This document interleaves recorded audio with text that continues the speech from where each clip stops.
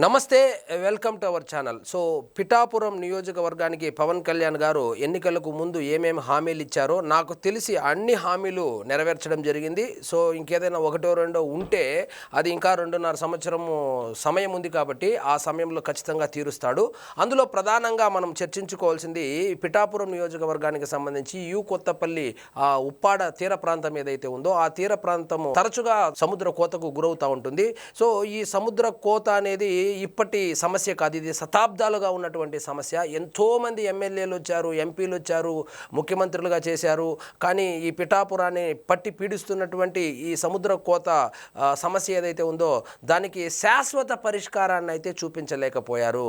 కానీ ఎన్నికల్లో ఇచ్చినటువంటి హామీలో భాగంగా పవన్ కళ్యాణ్ గారు నేను ఇక్కడ గోడ ఉంటుంది కదా, ఆ గోడ కడుతానని చెప్పి ఇచ్చినటువంటి మాట ప్రకారము ఇప్పుడు 323 కోట్ల రూపాయలతో ఆ గోడను, ఆ రక్షణ వలయాన్ని ఆ సముద్ర తీరంలో ఉప్పాడ తీర ప్రాంతంలో నవంబర్ నుంచి వర్క్ స్టార్ట్ చేయబోతున్నారు. దానికి సంబంధించి మెడ్రాస్ ఐఐటి వాళ్ళు అనుకుంటాను వాళ్లకు ఎంఓయు కూడా చేసుకున్నారు, ఆ డిపిఆర్ దానికి సంబంధించి. సో ఇక్కడ మనము గుర్తించాల్సినటువంటి విషయము, ఇది అందరూ చేయలేరు, కేవలం పవన్ కళ్యాణ్ గారు మాత్రమే చేయగలరు. ఎందుకంటే డబ్బులతో కూడుకున్నటువంటి పని, కేంద్ర ప్రభుత్వం చేతిలో ఉన్నటువంటి పని. సో కేంద్ర ప్రభుత్వంలో పలుకుబడి ఉన్నటువంటి వాళ్ళు ఎమ్మెల్యేగా ఉంటేనే ఈ పనిని సాధించగలుగుతారు. అదే ఇప్పుడు జరిగింది. పవన్ కళ్యాణ్ గారు ఇప్పుడు ఎన్డీఏలో చాలా కీలకంగా ఉన్నారు కాబట్టి ఆయన సొంత నియోజకవర్గానికి ఈ 323 కోట్ల రూపాయల నిధులు విడుదలవుతున్నాయి. కానీ వంగ గీత గారు ఎంపీగా చేశా, ఎమ్మెల్యేగా చేశా, అక్కడ వాళ్ళు కాదు కదా, ఒక 2 రాళ్ళు కూడా వేయలేకపోయింది. మొత్తం ఇప్పటి వరకు సముద్ర కోతకు గురై దాదాపుగా 1400-1500 ఎకరాలు సముద్ర గర్భంలో కలిసిపోయింది. ఎన్నో చెట్లు, అదేవిధంగా ఇండ్లు, రోడ్లు, పాఠశాలలు, ఆలయాలు, ఒకటేంటి దాదాపుగా ఇంకా ఇట్లే కనుక వదిలేస్తే ఉప్పాడ అనేటువంటి ఒక ప్రాంతం ఒకప్పుడు పిఠాపురంలో ఉండేది అనేటువంటి మాట్లాడుకునేటువంటి పరిస్థితికి అయితే వచ్చేది. కానీ పవన్ కళ్యాణ్ గారు ఇచ్చినటువంటి హామీలో భాగంగా సో ఇంకా డిపిఆర్ అనే కదా, ఆయన అనుకున్నాడంటే ఖచ్చితంగా రాబోయే ఎలక్షన్ల లోపే ఈ గోడనైతే కట్టి తీరుతానని చెప్పాడు. కట్టబోతున్నారు. పిఠాపురం వాసుల యొక్క చిరకాల స్వప్నమైనటువంటి ఈ సీ ప్రొటెక్షన్ వాల్ ఏదైతే ఉందో అది పనులైతే వేగవంతంగా జరుగుతూ ఉన్నాయి. సో నవంబర్లో మొదలు పెడతారు. సో త్వరలో అది కూడా నాకు తెలిసి 2 ఇయర్స్లో కంప్లీట్ చేసేస్తారు. సో ఇదేదో సరదాగా అనుకుంటే అయిపోయేది కాదు. ఎందుకంటే దీనికి క్లియరెన్స్ తీసుకురావాలా, సో ఎన్విరాన్మెంటల్ క్లియరెన్స్ రావాలా, సిఆర్జెడ్ నుంచి పర్మిషన్లు రావాలా, ఇవన్నీ వస్తేనే ఇప్పుడు 323 కోట్ల రూపాయలు ఒక నియోజకవర్గానికి తీసుకొని రాగలిగినటువంటి ఎమ్మెల్యే స్థాయి వ్యక్తి పిఠాపురంలో ఉంటేనే ఈ పని అవుతుంది. ఎవరు ఒక నియోజకవర్గానికి 323 కోట్లు ఇవ్వరు. అందులోనూ అక్కడ ఆ సముద్ర కోతకు గురవుతున్నటువంటి గ్రామాలు కేవలం 8-9 ఉంటాయి. అంటే ఇప్పుడు ఈ సమకాలీన రాజకీయాలు ఎలా తయారయ్యాయంటే, సో ఇంత డబ్బులు ఖర్చు పెట్టి మనం ఏదైనా ఒక పని చేస్తా ఉన్నప్పుడు ఎన్ని ఓట్లు మనకు వస్తాయి అనేటువంటి క్యాలిక్యులేషన్స్ వేసుకునేటువంటి ఈ పరిస్థితుల్లో 323 కోట్ల రూపాయలు ఒక 8 గ్రామాలకు ఇవ్వడం అనేది ఇట్ ఈస్ హైలీ ఇంపాసిబుల్. అది ఎట్లా పాసిబిలిటీ అయింది అంటే అది కేవలం పవన్ కళ్యాణ్ గారి వల్లే, ఆయన ఎన్నికల్లో ఇచ్చినటువంటి హామీ వల్లనే. సో ఇప్పుడు దాన్ని కూడా వచ్చి జగన్మోహన్ రెడ్డి గారు నేనే ఆ ప్రొటెక్షన్ వాల్ నేనే కట్టానని చెప్పినా ఆశ్చర్యపోవాల్సినటువంటి అవసరం లేదు. కానీ ఇది సెంట్రల్ గవర్నమెంట్కి సంబంధించింది కాబట్టి క్లెయిమ్ చేసుకుంటే కూడా చెల్లదు. ఆ చెల్లకపోయినా కూడా ఎవరైనా నవ్వుతా ఉంటే కూడా వాళ్ళు క్లెయిమ్ చేసుకుంటారు, అది వేరే విషయం అనుకోండి. సో ఇప్పుడు పిఠాపురం వాళ్ళు ఆలోచించండి, వంగా గీత గారికి ఓట్లు వేసినటువంటి 64,115 మంది ఎవరైతే ఉన్నారో వాళ్ళు ఒక్కసారి ఆత్మ పరిశీలన చేసుకోవాలా. ఒక్క పవన్ కళ్యాణ్ గారు మీ పిఠాపురం ఎమ్మెల్యేగా అయ్యాడు కాబట్టే ఈరోజు ఈ రక్షణ వలయం ఏదైతే ఉందో, ఈ సీ ప్రొటెక్షన్ వాల్ ఏదైతే ఉందో అది కంప్లీట్ కాబోతుంది. మొదలు పెట్టబోతున్నారు. నవంబర్లో మొదలు పెడతారు. ఎలాగో కంప్లీట్ అవుతుంది అనుకోండి, అది వేరే విషయము.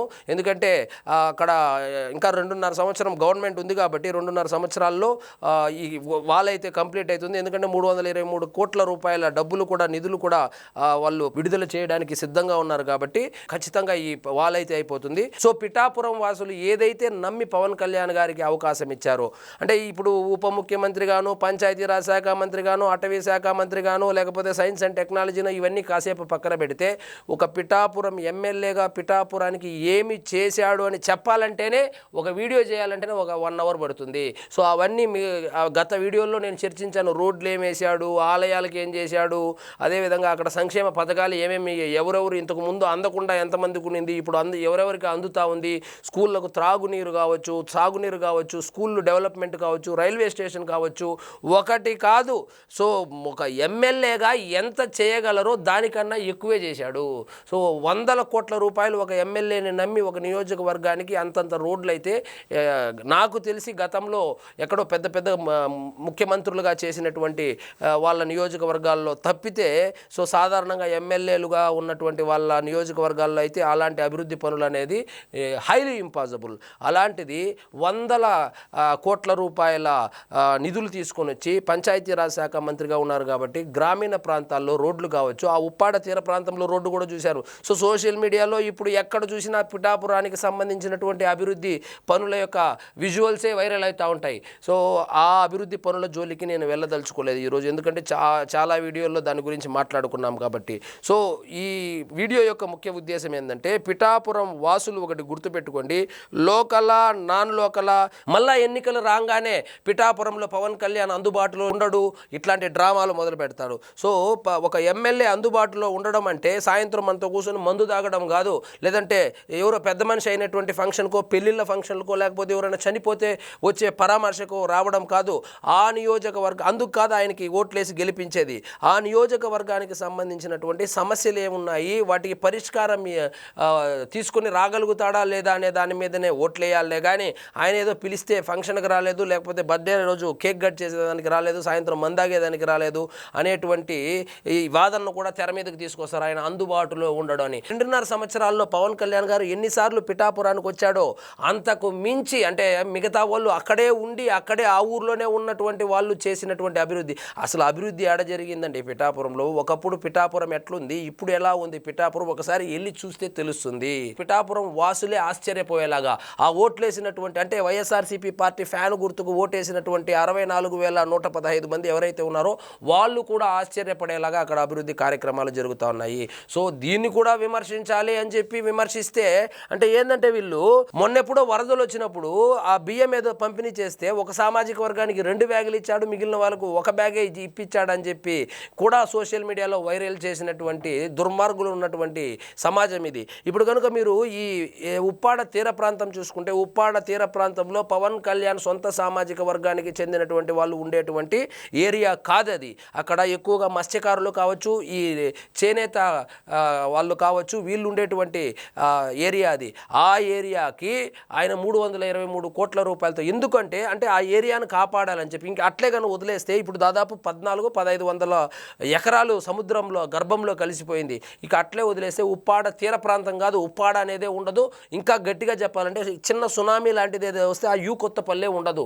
అలాంటి పరిస్థితుల్లో సో దాన్ని ఏదో తూతూ మంత్రంగా టెంపరీగా మమ అనిపించకుండా శాశ్వత పరిష్కార దిశగా ఎంతమంది ఎన్ని తిట్టుకుంటా ఉన్నా ఈ ప్రొటెక్షన్ వాళ్ళకు సంబంధించి కూడా ఎన్నో కామెంట్లు చేశారు, ఎప్పుడు కడతాడు ఎప్పుడు కడతాడు ఎప్పుడు కడతాడని. అది ఏందో కట్టేదానికి టక్కన కట్టేదానికి మన ఇంటి కాంపౌండ్ వాళ్ళు కాదు, దానికి ఒక పద్ధతి ఉంటుంది. అది సెంట్రల్ గవర్నమెంట్ నుంచి పర్మిషన్లు తెచ్చుకోవాలి, నిధులు తెచ్చుకోవాలి, ఎన్విరాన్మెంట్ క్లియరెన్స్ తెచ్చుకోవాలి. సో దానికి ఒక డిపిఆర్ రెడీ చేసుకోవాలి, దానికి సంబంధించి మంత్రులను కలవాలి, ఇవన్నీ చేసి 2 రోజులు పట్టింది. మెయిన్ పనులు అయిపోయింది కాబట్టి నిర్మాణ కార్యక్రమం అనేది నాకు తెలిసి గట్టిగా 15 నెలల నుంచి 24 నెలలు అయితే అయిపోతుంది. వచ్చే ఎన్నికల లోపు ఆ సీ ప్రొటెక్షన్ వాల్ ఏదైతే ఉందో దానికి పూర్తి స్థాయిలో పూర్తి చేస్తారనేటువంటి నమ్మకం నాకైతే ఉంది. సో ఇక మీదటైనా సో పవన్ కళ్యాణ్ గారు వాళ్ళు ఏమంటారు, సొంత సామాజిక వర్గం వాళ్ళు ఏమంటారు, మా సామాజిక వర్గానికి ఏం చేశారంటారు, మిగిలిన వాళ్ళు ఏమంటారు, ఆయన సో కాల్డ్ సామాజిక వర్గానికి చెందినటువంటి నాయకుడు అంటారు. సో కాల్డ్ సామాజిక వర్గానికి చెందినటువంటి నాయకుడు అయితే 323 కోట్ల రూపాయలు తీసుకొని వచ్చి ఆ సో కాల్డ్ కులం లేనటువంటి తీర ప్రాంతంలో ఎందుకు వాల్ కడతాడు అని చెప్పి చదువుకున్నటువంటి, అంటే పెద్ద చదువులు చదువుకున్న వాళ్ళు కాకుండా అట్లీస్ట్ 5వ క్లాస్ 6వ క్లాస్ చదువుకున్న వాళ్ళకు కూడా అర్థమవుతుంది. సో ఆయన ఏదో ఒక సామాజిక వర్గం కోసము రాజకీయాలు చేయడం లేదు, ఆయనకు అన్ని సామాజిక వర్గాలు ఒకటే, అదేవిధంగా ఆయన పార్టీ పెట్టిందేమో ఒక సామాజిక వర్గానికి కాదు అని చెప్పడానికి ఇదొక ఉదాహరణ మాత్రమే. సో ఇదండి ఈరోజు మన టాపిక్. మీకు ఈ వీడియో నచ్చినట్లయితే లైక్ చేయండి, షేర్ చేయండి, ఛానల్ మాత్రం సబ్స్క్రైబ్ చేసుకోవడం మర్చిపోవద్దు.